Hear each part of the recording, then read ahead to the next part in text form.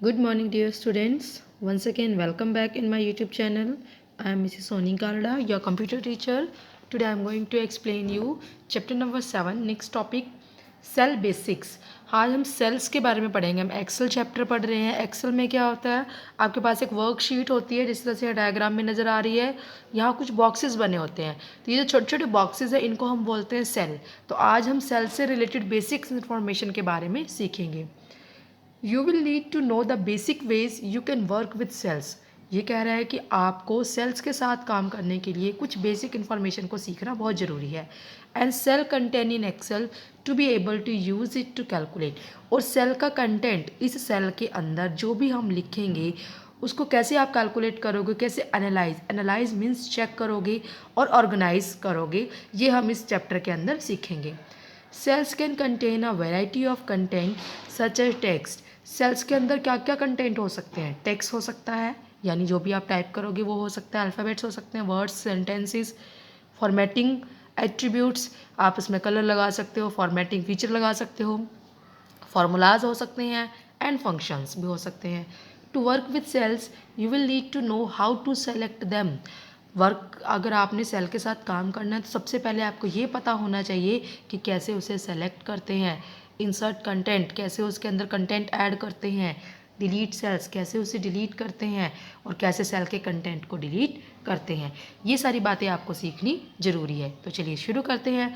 सबसे पहले हम पढ़ेंगे the cell. Each rectangle in a worksheet is called a cell. ये सारे रेक्टेंगल बने हुए छोटे छोटे रेक्टेंगल. हर एक रेक्टेंगल को, ये पूरा आपके पास होता है वर्कशीट. वर्कशीट के हर एक रेक्टेंगल को हम बोलते हैं cell. A cell is the intersection of row and column. अब सेल बनता कैसे है ये भी बता देती हूँ. देखिए कैसे बनता है. ये आपके पास होती हैं रो. ये सारी क्या होती है आपके पास, रो. ये ऊपर से जो लाइनें आती हैं इन्हें हम बोलते हैं कॉलम. अब सेल कैसे बनता है, रो और कॉलम के कटने से, रो और कॉलम के इंटरसेक्ट करने से ही बॉक्स बन गए. इन सभी बॉक्स को हम क्या बोलते हैं, सेल. क्लियर है. Each cell has a name और cell address based on which column and row it intersect. हर एक सेल का अपना एक नाम होता है और एक एड्रेस होता है, या तो नाम कह लो या फिर एड्रेस होता है. वो एड्रेस कैसे बनता है, कॉलम की हेडिंग से और रो के नंबर से. अब यहाँ पर देखो, ये सेल सेलेक्टेड सेल है. जो सेल सेलेक्टेड होता है उसके चारों तरफ डार्क आउटलाइन आती है. ठीक है, इसका एड्रेस हम निकालते हैं. अब ये किससे बिलोंग करता है, डी से. ठीक है, यानी आ गया यहाँ पर डी. और ये कौन सी रो से बिलोंग करता है, 4 से. यानी इस सेल का एड्रेस क्या आ गया, D4. है ना, बहुत आसान. सबसे पहले कॉलम देखेंगे और इधर से हम रो देखेंगे और एड्रेस बन जाएगा. The cell address of a selected cell appears in the name box. जिस भी सेल पर आप क्लिक करोगे उसका जो एड्रेस है वो आपको कहाँ नज़र आएगा, नेम बॉक्स. अब ये नेम बॉक्स कहाँ होता है, यहाँ पर होता है. ये दिख रहा है यहाँ पर D4. जो सेलेक्टेड है उसका एड्रेस आपको यहाँ पर नज़र आएगा. Here you can see that C5 is selected. यहाँ पर देखो वो आपको क्या दिखा रहा है, इस वाली पिक्चर में देखो C5 के यहाँ पे एड्रेस आ रहा है. C5 सेलेक्टेड है, इधर से C इधर से 5, तो यहाँ पर वही एड्रेस आएगा C5 का. आगे देखेंगे. You can also select multiple cells. ज़रूरी नहीं है आप एक ही सेल को सेलेक्ट करो, आप बहुत सारे सेल्स को एक ही टाइम पर सेलेक्ट कर सकते हो. अ ग्रुप ऑफ सेल्स, जब आप बहुत सारे सेल को सिलेक्ट कर लेते हो ग्रुप बन जाता है. और ऐसे सेल्स के ग्रुप को हम क्या बोलते हैं, सेल रेंज. सेल रेंज क्या होता है, बहुत सारे सेल्स का group. Rather than a single cell address, you will refer to a cell range using the cell addresses of the first and last cell in the cell range. ये कह रहा है कि आप सिर्फ सिंगल सेल का address ही नहीं निकाल सकते, आप पूरे सेल रेंज, बहुत सारे सेल के ग्रुप का एड्रेस भी निकाल सकते हो. कैसे, उसके फर्स्ट सेल का एड्रेस और उसके लास्ट सेल के एड्रेस से. कैसे निकालेंगे देखो बताती हूँ. फॉर एग्ज़ाम्पल, ये आपके सेल सेलेक्टेड है. ये है ए, ये बी, ये सी, ये डी. ये 1 2 3 4 5, यहाँ से लेकर यहाँ तक आपने सेलेक्ट कर रखा है. तो इसका एड्रेस कैसे निकालेंगे हम, पहले सेल का एड्रेस और लास्ट सेल के एड्रेस से. पहले सेल का एड्रेस है A1, इस वाले सेल का एड्रेस है D5. बीच में हम कॉलन का निशान लगा देंगे, ये बन गया इसका एड्रेस. है ना, बहुत ईजी. आगे हम चलेंगे, सेलेक्ट कैसे करेंगे सेल को. क्लिक ऑन अ सेल, किसी भी सेल पे क्लिक करो उसे सेलेक्ट हो जाएगा. When a cell is selected, जब वो सेल सेलेक्ट हो जाता है, you will notice that the border of cell appear bold, उसका जो बॉर्डर है वो डार्क नज़र आता है, and the column heading and row heading of the cell highlighted, और जो उसकी कॉलम की हेडिंग है और रो की हेडिंग है वो भी येलो कलर में हाईलाइट हो जाते हैं। रिलीज योर माउस, अपने माउस के बटन को छोड़ दो। The cell will stay selected until you click on another cell, आप जब तक किसी बाहर वाले सेल पे क्लिक नहीं करोगे तब तक वो सेल आपका सेलेक्ट रहेगा। तो बहुत ही आसान है सेल को सेलेक्ट करना, सिंपल, एक बार उसके ऊपर क्लिक कर दो। अब हम सीखेंगे to select multiple cells. Multiple cells को आप कैसे सेलेक्ट करोगे, बहुत सारे सेल को कैसे सेलेक्ट करोगे। Click and drag your mouse until all of the adjoining cells you want are highlighted। आपने क्या करना है, पहले एक बार क्लिक करो, माउस के बटन को दबा कर रखो और जितने भी साथ वाली सेल को आप सेलेक्ट करना चाहते हो उनको सेलेक्ट करो। Second step, release your mouse, जब आपकी सिलेक्शन हो जाए माउस के बटन को छोड़ दो। The cells will stay selected until you click on another cell in the worksheet, ये सेल आपकी तब तक सेलेक्ट रहेगी जब तक कि आप बाहर से क्लिक नहीं करते हो। तो इस तरीके से आप एक साथ बहुत सारे सेल को सेलेक्ट कर सकते हो। एडेंडम क्या कह रहा है, you can also navigate through your worksheet and select a cell by using the arrow keys on your keyboard.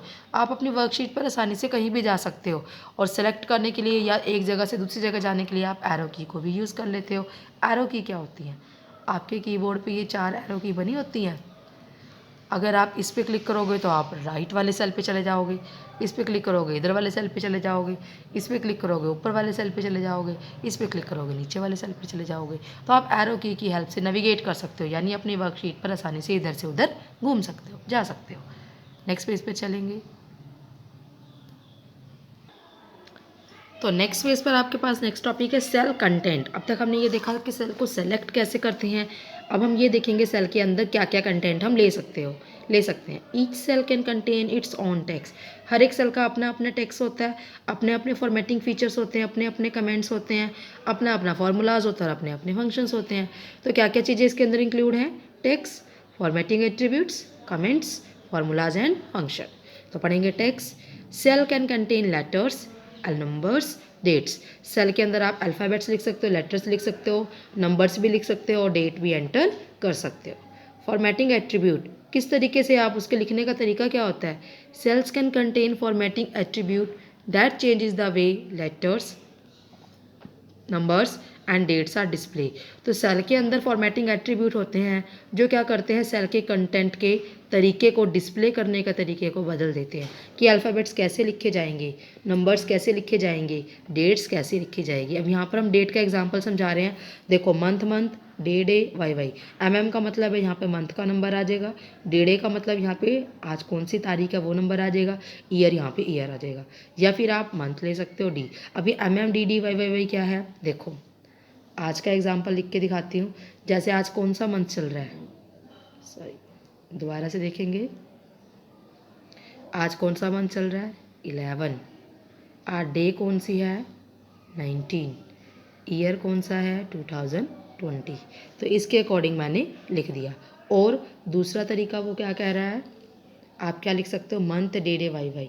Month day day Y में आप क्या लिख सकते हो, मंथ में नवंबर, डे में 19 या 2020। तो ये भी तरीका सही है। तो बस आप क्या कर सकते हो, अपने कंटेंट को लिखने का या वो कैसा दिखाई देगा उसके तरीके को फॉर्मेटिंग एट्रीब्यूट की हेल्प से बदल सकते हो।